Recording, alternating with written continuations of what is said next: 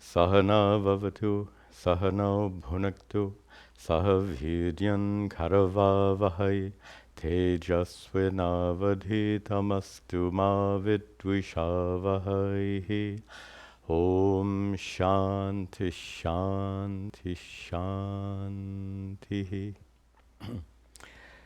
Okay, let me check all of this. We have some new hardware and software here. Make sure it's working properly. Looks good. Welcome back to our ongoing weekly class on Bhagavad Gita. We are currently studying Chapter 4, Jnana Karma Sannyasa Yoga. And we'll begin, as always, with some recitation. Please glance at the meaning and then repeat after me. We'll begin with verse 16. Kim karma kema karmeti, kim karma kema karmeti, kavayo pyatra mohitaha, kavayo pyatra mohitaha, tatte karma pravakshyami, tatte karma pravakshyami, yadnyatva moksha se shubhata, yadnyatva moksha se shubhata, karmano hyapi bodhavyam, karmano hyapi bodhavyam, bodhavyam cha vikarmanaha, bodhavyam cha vikarmanaha, akarmanascha bodhavyam, akarmanascha bodhavyam, gahana karmano gatihi, gahana karmano gatihi,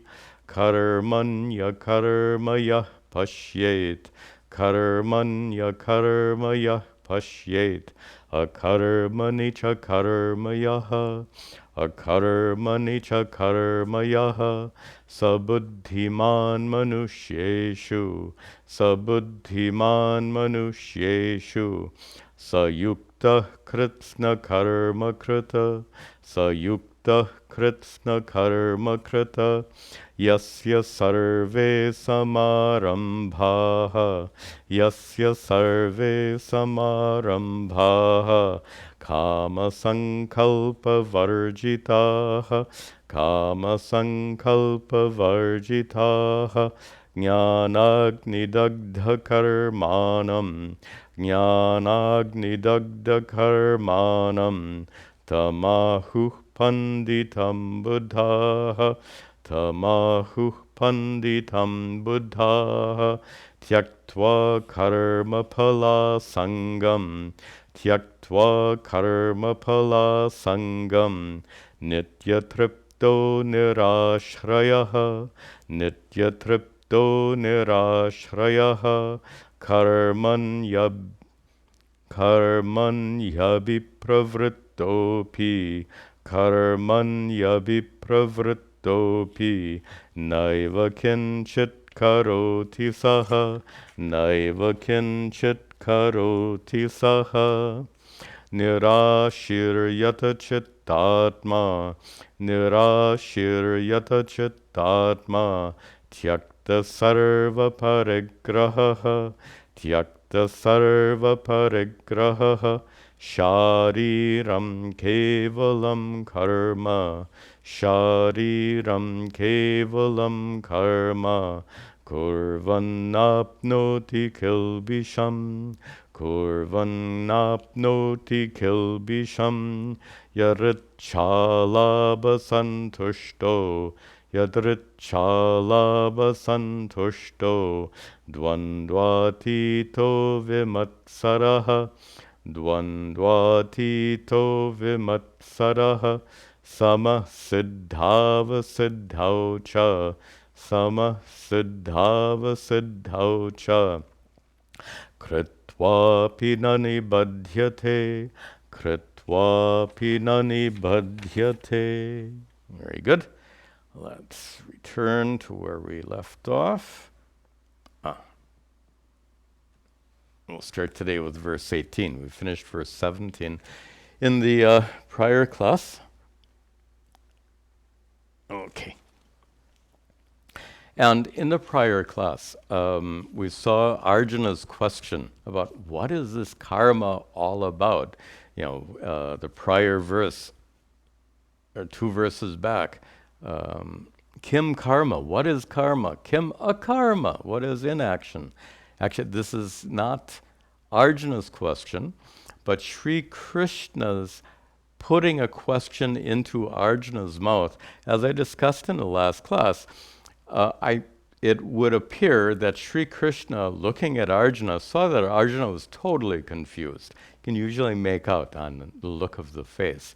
And seeing Arjuna's confusion, Sri Krishna wanted to address that confusion. And the prior 2 verses, he acknowledged Arjuna's confusion. And Arjuna became confused because Sri Krishna made a very startling assertion. In the prior class we saw, Sri Krishna said that I don't do anything at all. Even though I am the creator of the universe, I don't do anything at all. That is a confusing statement. It sounds contradictory. Sri Krishna acknowledged that he created the entire universe along with the 4 social groups, the so-called castes. And having acknowledged that Sri Krishna is a creator, sustainer, and destroyer, I suppose, of the entire universe, having said that, Sri Krishna then says, but I don't do anything at all. I am not an agent of action. I am not a karta. Karta is agent of action. And the way to understand that, we discussed in the prior class, and it's very important for today's class, and that is, with regard to Atma, Atma doesn't do anything. Your body, mind, and senses are engaged in action, but consciousness doesn't do anything. Let me explain a little bit better. This is the context for today's class. You chose to watch this class. That choice was an act, a decision, a mental act. So let's begin with this question. Who chose to watch this class? Who is the doer of the decision to watch this class? Well, we discussed this very topic, not last class, but previously, and we said that decision-making is a process that takes place in your intellect, in your buddhi. Decision-making is a process in which you evaluate various options. And having compared the options, you select the best of those options, and you engage yourself in that particular option. That whole process takes place in your buddhi, your intellect. Then your intellect issues orders, as it were, to your mind to pay attention to whatever you're watching in this class, and pays attention or gives orders to your body to remain seated for the duration of the class. All of this, is under the control of your buddhi, your intellect. So the one who is engaged in the actions of choosing to watch this class, and the one who is engaged in the act of watching this class, that one has a lot to do with the intellect, the buddhi, an aspect of your mind. But what about consciousness? As we've discussed many times before, consciousness is your essential nature. And as consciousness, you are the one who observes whatever is happening in your mind. So all those decision-making processes that we just talked about, all those activities take place in your mind. They all become known to you.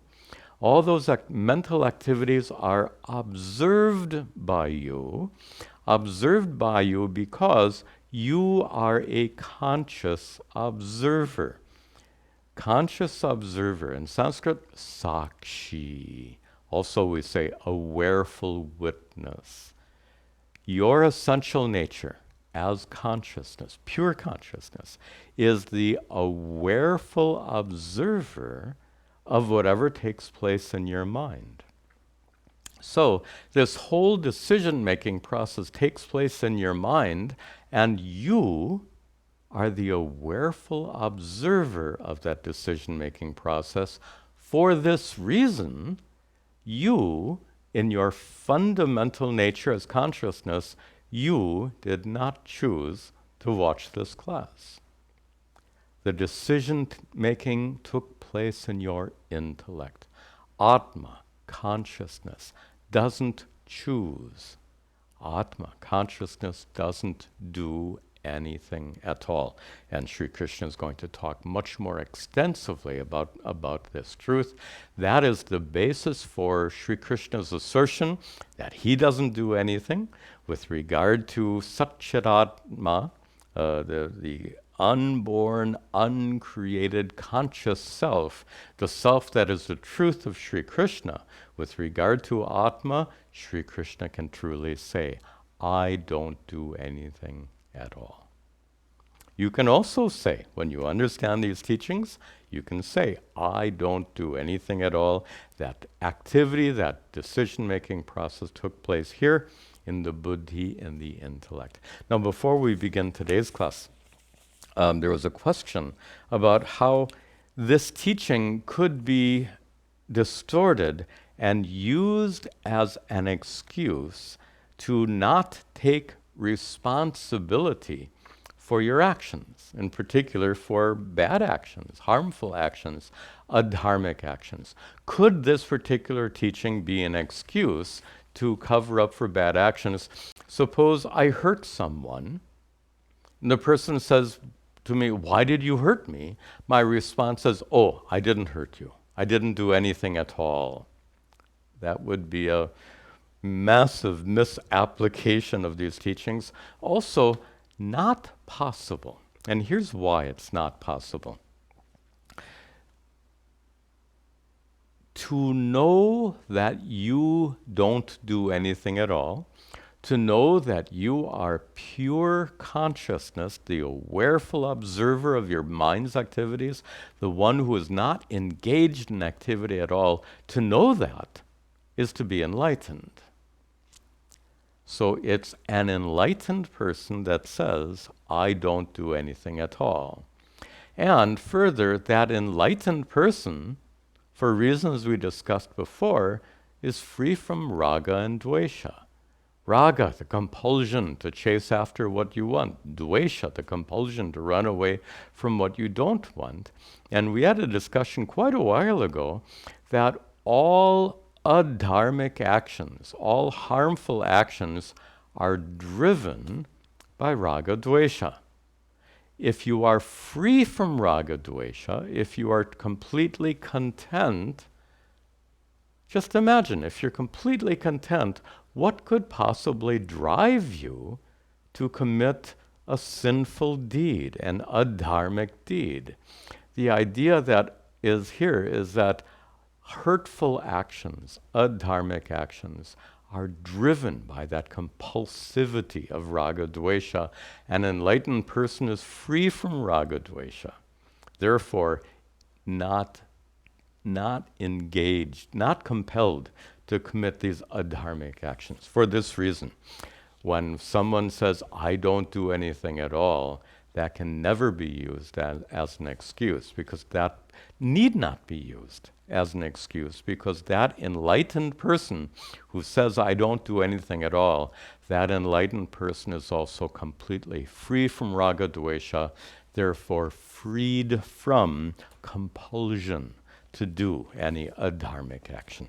Okay, let us pick up the thread with verse 18.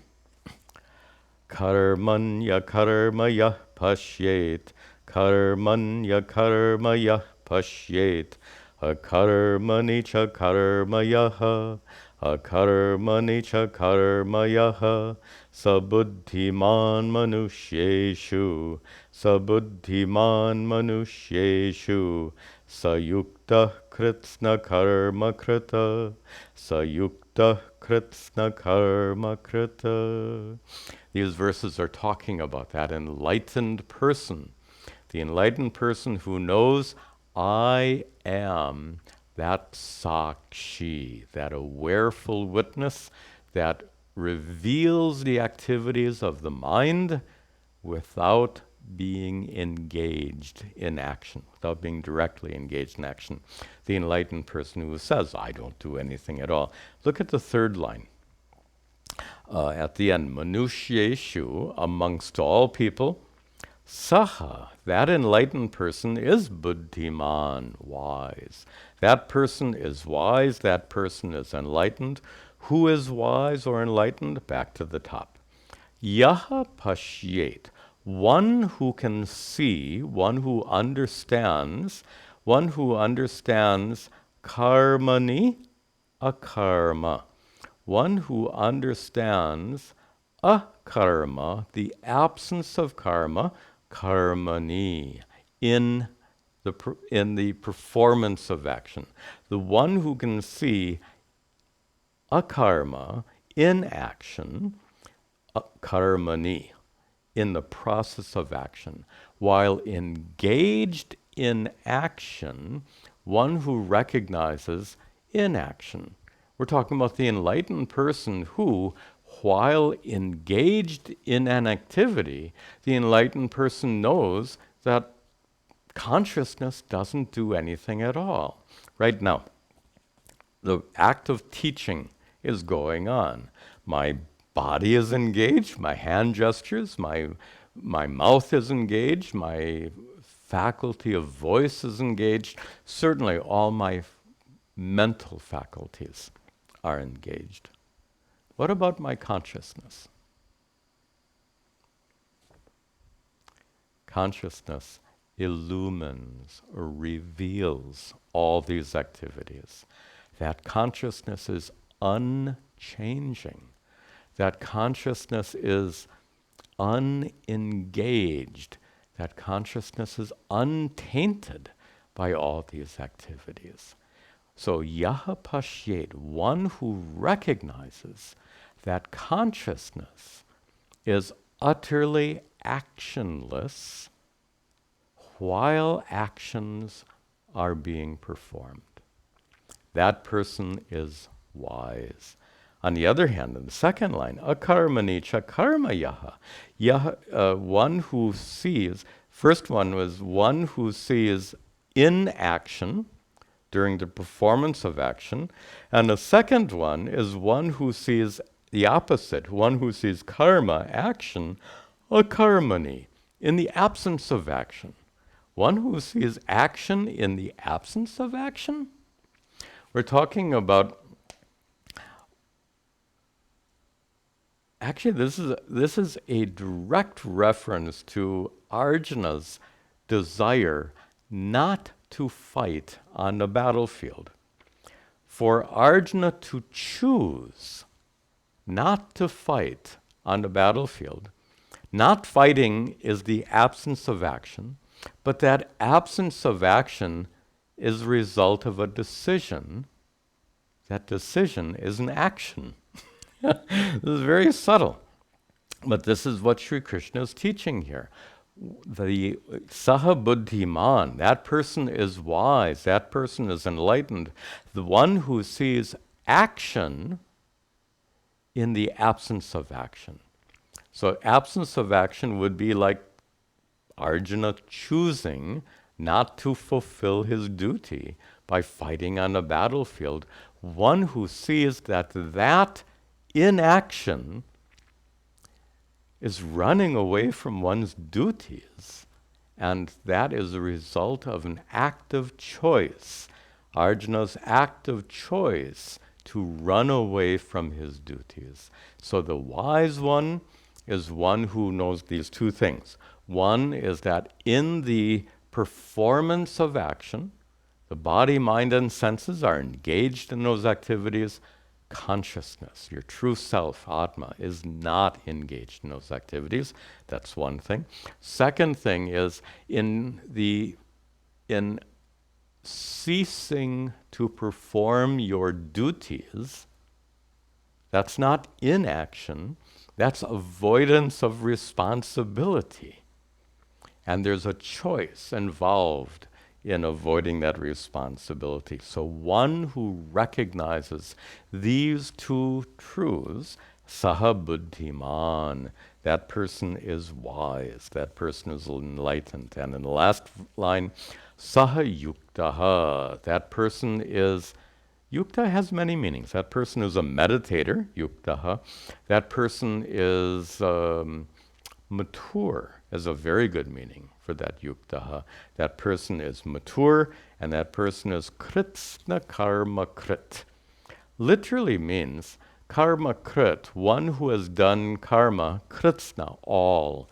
One who has done all karmas, meaning one who has completed doing all karmas, one who has ceased to do any further karma. We're talking about the enlightened person, the enlightened one who has discovered, I, as pure consciousness, I don't do anything at all. Before that discovery, you identify yourself as an agent of action. Naturally, every person does. But with the help of these teachings, you discover your true nature as Satchidananda Atma, as pure consciousness, the pure consciousness which is Sakshi, the awareful witness of all of your mind's activities. You recognize that as pure consciousness, you don't do anything at all. Therefore, you cease to identify yourself as an agent of action. You cease to identify yourself as a doer, and you can truly say, I don't do anything at all. Let's continue. Yasya sarve samarambhaha, yasya sarve samarambhaha, kama sankalpa varjitaha, kama sankalpa varjitaha, jnanagni dagda karmanam, jnanagni dagda karmanam, tamahuh panditam buddhaha, tamahuh panditam buddhaha. Further describing that enlightened person. In fact, in the last line, tam ahuhu, ahuhu, they say. Who is they? Buddhaha, the wise ones. Buddhaha ahuhu, the wise ones say, tam panditam. Tam, he is panditam. Now here, panditam doesn't mean a scholar. Here it really means one who is enlightened. The wise ones say, he is enlightened. Who is enlightened? Back at the top. Yasya, the one for whom sarve samarambhaha, all under, sarva is all. Sarve samarambhaha, all undertakings, all actions, all plans, all activities. One for whom all activities are kama sankalpa varjitaha. All activities are varjita, free from kama and sankalpa. Kama is desire, and sankalpa here is that urge. It has different meanings in different contexts. Here, sankalpa is the urge to fulfill that desire. Kama, desire, sankalpa, the urge to fulfill that desire. We're talking about raga and dvesha. The compulsion to get what you want, the compulsion to run away from what you don't want. The enlightened person is free from raga dvesha. But notice it says, yasya sarve samarambhaha, one whose activities are free, are not driven by raga and dvesha, meaning the enlightened person is engaged in activities, but not driven to do those activities by raga dvesha. Remember, we said long ago that the first step towards enlightenment is recognizing that no worldly activity can ever bring you perfect contentment and uninterrupted peace. And secondly, to recognize that the source of that uninterrupted contentment and peace lies within you. That's the first step in a spiritual journey. The recognition that no activity can make you happy and content, perfectly happy and perfectly content, and recognizing also that the true source of that happiness and contentment is within. With this recognition, activities will definitely be kama, sankalpa, varjita, free from kama, desire, and sankalpa, the urge to fulfill those desires, but further. For this enlightened person, jnanagni dagda karmanam. This enlightened person is one for whose karma action is, by the way, these compound words, jnana, agni, dagda, karma. 4 words put together into one compound word. And these compound words most often give their meaning reading them from right to left. So the enlightened person is one whose karma, whose actions have been dagda, burnt in the agni, the fire of jnana, wisdom. Beautiful expression. One whose actions, and actions meaning doership, the state of being an agent of action, better yet, identification with being the doer of action. As we said before, we all start out identified with being a doer. Of course, the body, mind, and senses are engaged in action, but we are at first, completely identified with the body, mind, and sense. This is me. This is a leg. It's not me, but this is the identification that everyone falls sway to. But here, that identification can be removed, can be here figuratively burnt away. That false identification is burnt away by the fire of knowledge. The veil of ignorance is burnt away by the fire of knowledge. When that fire of knowledge ignites, burns away ignorance, you will no longer identify yourself with the body, mind, sense complex. You instead will know vividly and clearly that you are the conscious observer of the activities performed by your body, mind, and senses. And as the awareful observer, as the sakshi, you will know that these actions take place in your presence, but without your active engagement and without tainting you, without affecting you in any way whatsoever. You will recognize the transcendent nature of your own consciousness, that your consciousness transcends the body and mind. Your consciousness is utterly unaffected by body and mind, etc.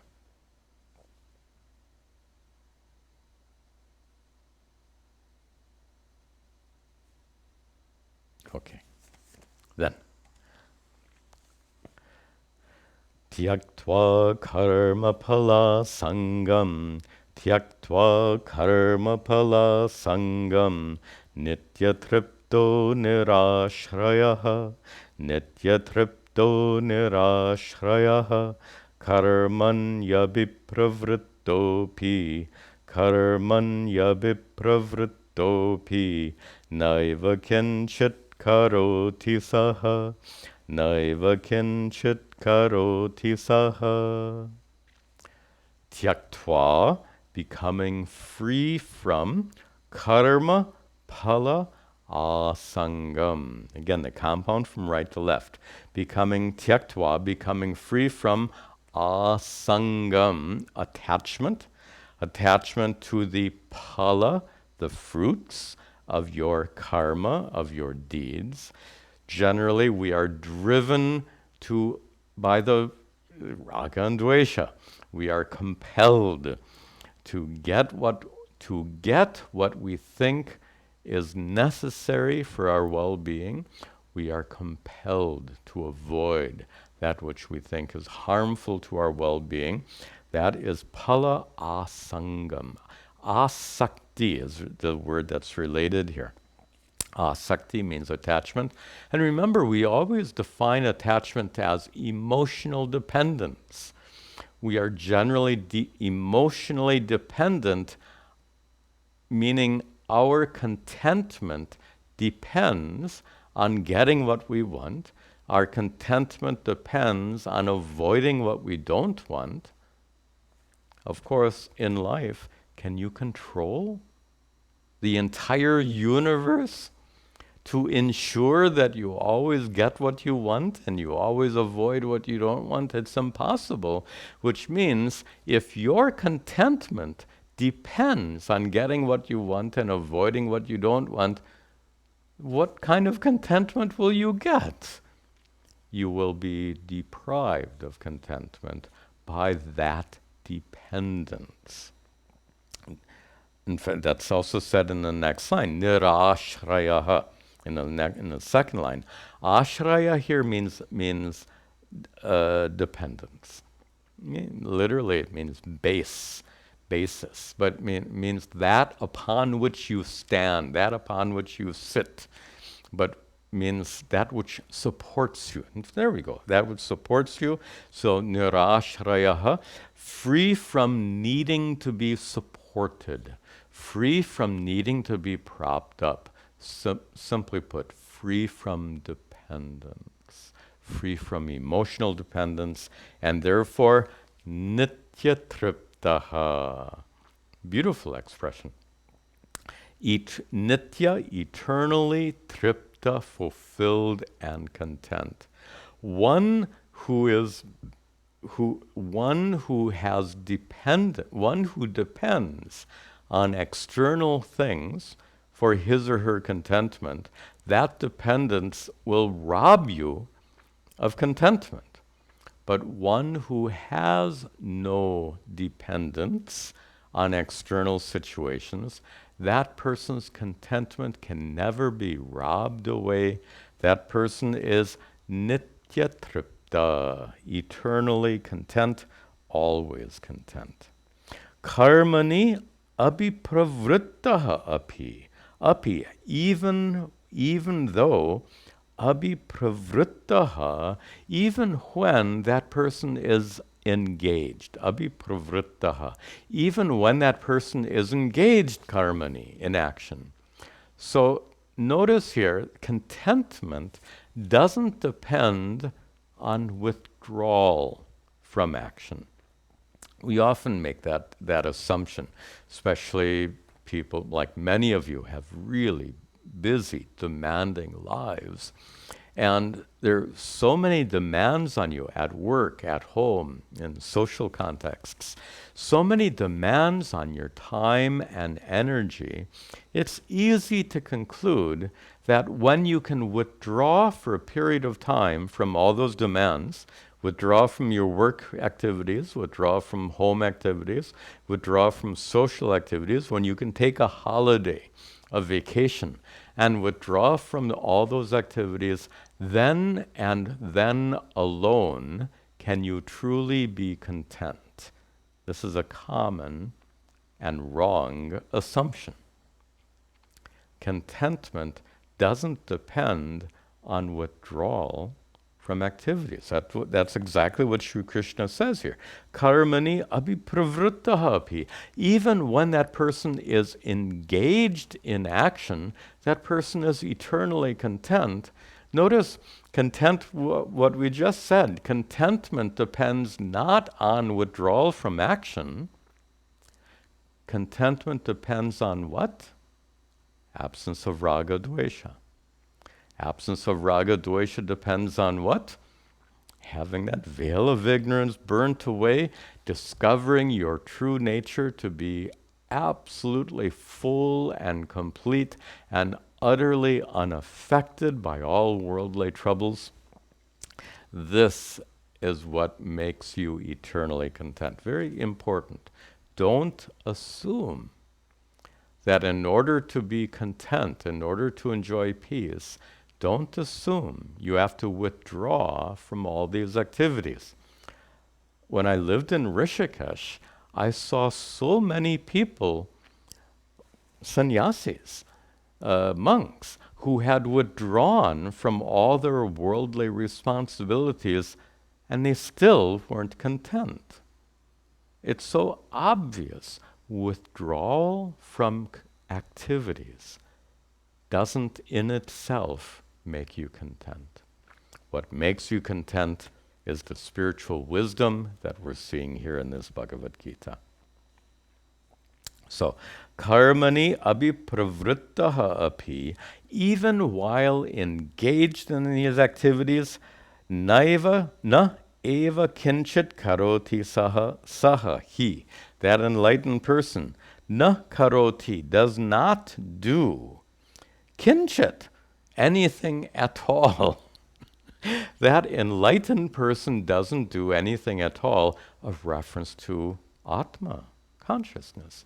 Even while engaged in activities, the enlightened person is identified not with the body, mind, and senses involved in the activities. The enlightened person identifies himself or herself with pure consciousness. The pure consciousness, which is Sakshi, the awareful observer of all these activities. As the awareful observer of these activities, you're not directly engaged. I don't know if it's... some of you like to watch these sports activities. There's a funny example. Let me see if I haven't used this example before. Let's see if it works. So generally, when you watch the sporting, you have two teams, and you are identified with one of the two teams, right? And because of that, you say it's my team. That's identification. Suppose you watch that sporting event without any identification with a team at all. You'd watch a bunch of players running around on the field, if they're playing football, soccer, if they're playing cricket, whatever is the game they're doing, you see them running around. If you're not identified with either team, you just watch passively, detached. When you're identified with one team, you're not detached. If your team wins, you're happy. If your team loses, you're very sad. But an enlightened person would be like a detached observer of a sporting event. You watch all the activities without caring about who wins or loses. You are a detached observer. Consciousness is a detached observer. All right. Nirashiryata chittatma, nirashiryata chittatma, tyakta sarva parigraha, tyakta sarva parigraha, shariram kevalam karma, shariram kevalam karma, kurvanapnoti kilbisham, kurvanapnoti kilbisham. Allow me to go. There's something I meant to share with you in a prior verse. Allow me to return to that. Karma, third line, karmani abhipravrittaha api. One can be enlightened even while being engaged in action. One thing I'd like to point out, there are some traditions especially the tradition associated with the text called Yoga Vasishta. Yoga Vasishta is a huge text, some 24,000 verses, attributed to Valmiki, the author of the Ramayana. And that text picks up some of these Vedantic teachings, but also picks up some other very different teachings.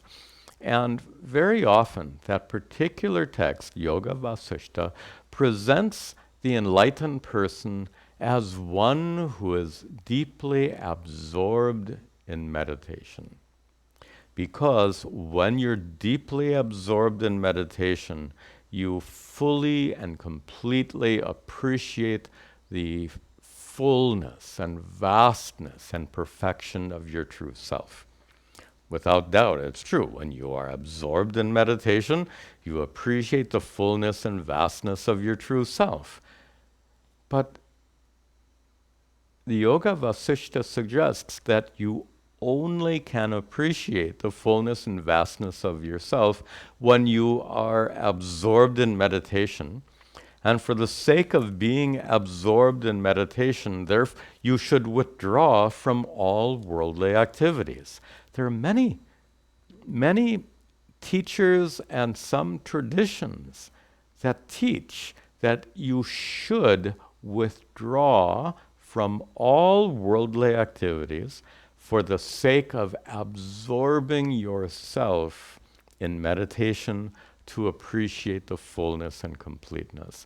What Sri Krishna says here so clearly, karmani abhipravrittaha api naiva kinchit karoti saha, that Atma doesn't do anything even when you are intensely engaged in action.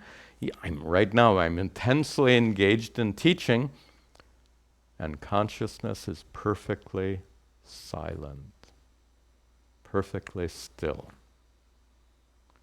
And the stillness of consciousness is not affected at all by the activities of the body and mind. There's no necessity of getting rid of the natural activities of the body and mind. God gave us a body and mind capable of wonderful activity. Why should we want to get rid of it? Sri Krishna says it's not necessary. You can appreciate your innate fullness and completeness in the midst of intense activity. The activity of the body and mind doesn't disturb the stillness of Atma. Let me say that again and give you a metaphor.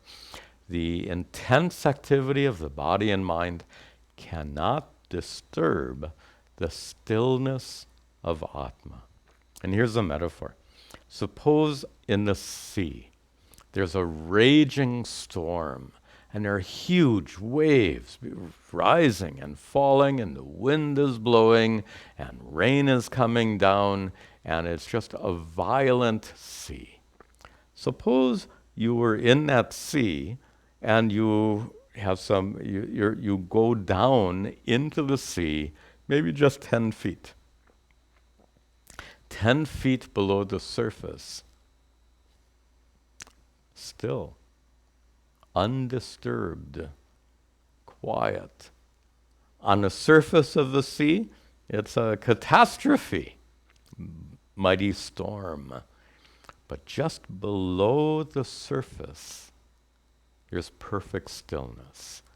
What this metaphor suggests, that in spite of the intense activity of the body and mind, just below the surface is the perfect stillness of Atma, the pure consciousness, which is the awareful observer, and as the awareful observer is not engaged in that activity, not affected by the activity. Okay, now we can move on. We've already chanted this verse. Goes on, where Sri Krishna goes on describing the nature of this enlightened person who is detached from activity. Detached means what? Detached means activities go on, but you don't identify yourself with the body and mind that's engaged in those actions. So that person is nirashir. Nirashi literally means without hope, but that doesn't have the right meaning. So hope here means longing, desire. Nirashir, without longing, without desires, the person is free from desire, as we said before, free from raga, dvesha. Further, yata chitta atma. The yata chittatma. Chittatma is the atma, the self, which is the chitta mind. The one chittatma, the conscious mind. That's a good translation. The conscious mind, chittatma. The conscious mind, one for whom the conscious mind is yata, controlled. And this is a very clear reference to this problem of raga dvesha. As we said before, raga dvesha is a compulsivity. Raga dvesha can drag you around, figuratively speaking. Raga dvesha compels your mind, drags your mind about without your permission. We kind of humorously said, raga dvesha can hijack your mind and rob it away. Here he's giving the opposite. Yata chittatma, the one whose conscious mind is yata, controlled. Controlled means not subject to the compulsions of raga and dvesha. This enlightened person is also tyakta sarva parigraha. Parigraha is grasping. When you want something and when you don't want to let go of something. Parigraha, being unable to let go. Some people have that problem, unable to let go. Especially, to use a very poignant example, when a loved one is dying or when a loved one dies. It's hard to let go. We don't want to let go. But we have to learn how to let go. Holding on doesn't help. The person who has died is not aided by our holding on, and our act of holding on only traps us in grief and suffering. So learning to gracefully let go is important. And here the enlightened person is described as one who is tyakta, one who is given up, one who is free from sarva, all, parigraha, all grasping, one who has overcome that problem of being unable to let go, the one who can let go effortlessly when it's necessary. And that person, shariram kevalam karma kurvan. Kurvan. While engaged in karma, in the third line. We have to combine the fourth and third lines here. Kurvan, excuse me. While engaged in karma. What kind of karma? Shariram kevalam. Engaged in karma, but kevalam shariram.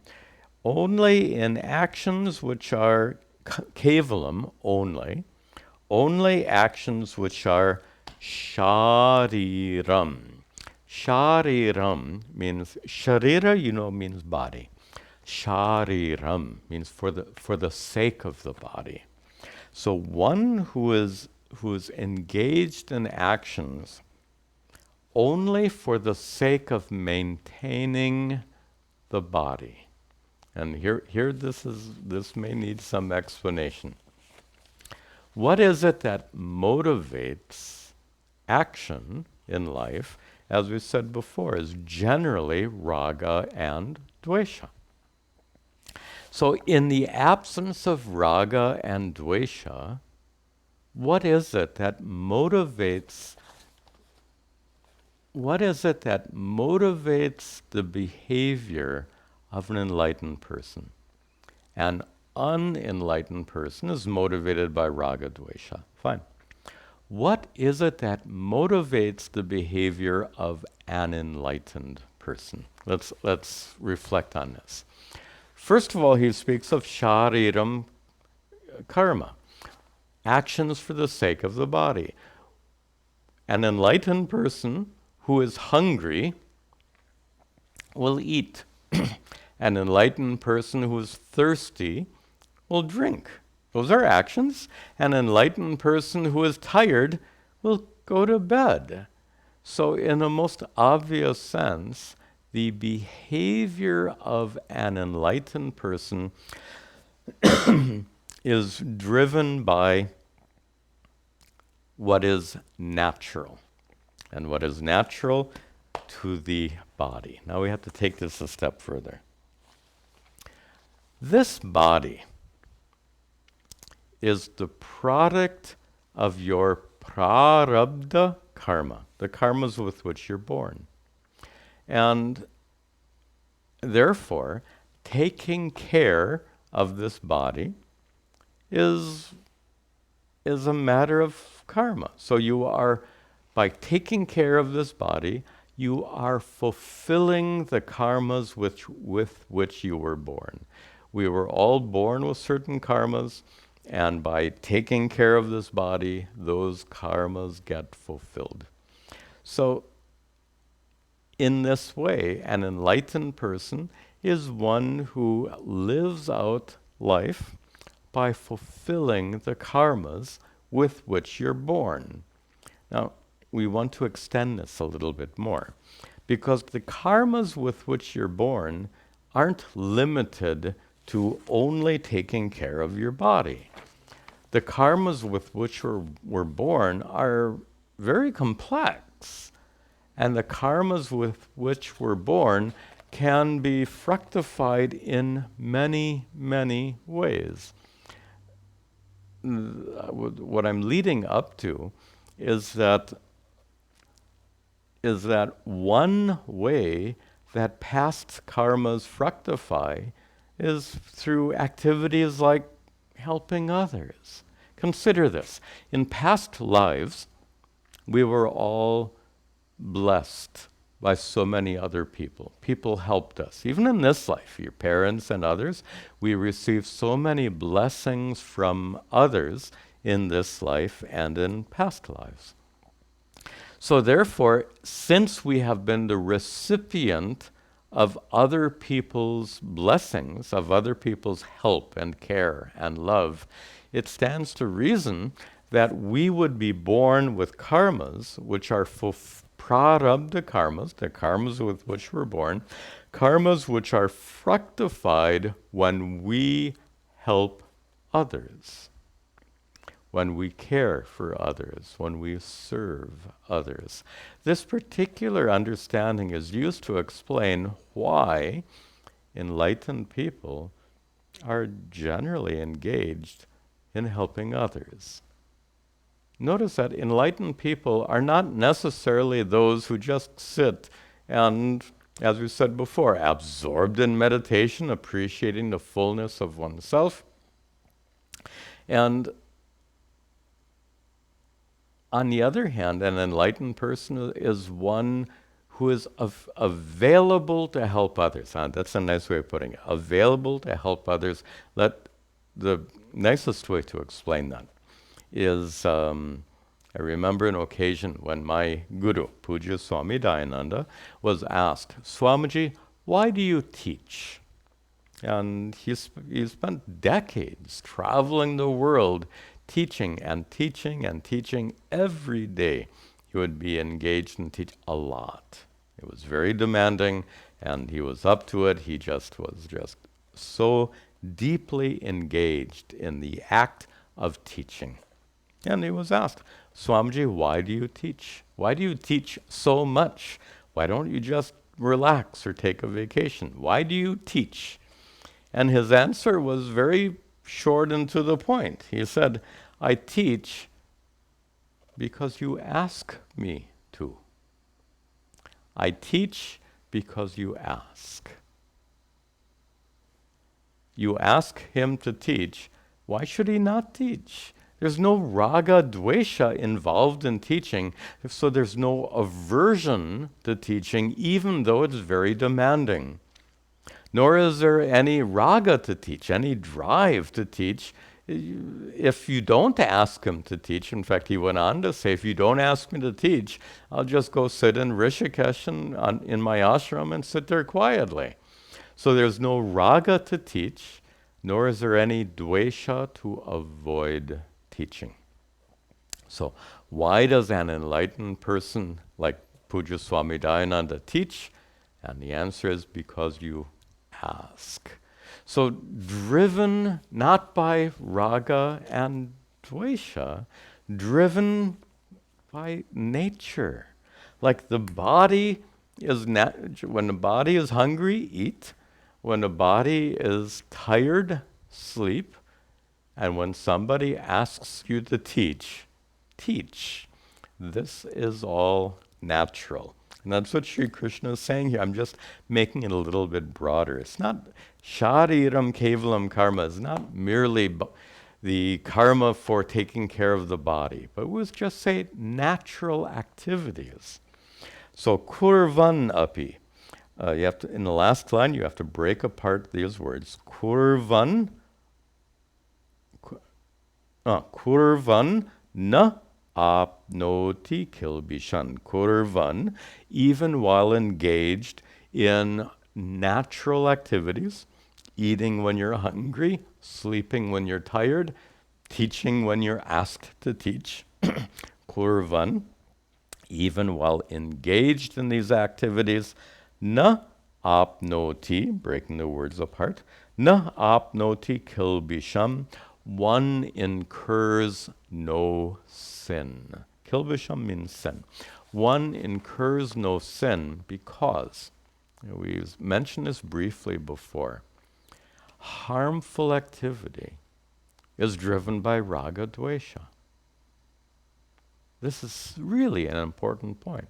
Imagine, as I said before, imagine you were so content, so fulfilled, so deeply at peace. In such a condition, what could impel you to hurt someone? What could possibly compel you to do an act of adharma? Impossible. For this reason, an enlightened person who is intensely engaged in activities which are natural, activities which are spontaneous, activities like eating and sleeping and teaching. But those activities are not driven by raga dvesha, and therefore there's no possibility of that enlightened person committing an act of adharma, a sinful act. Therefore, na apnoti kilbisham, that enlightened person incurs no sin. That enlightened person is not driven by raga dvesha and never commits an act of adharma.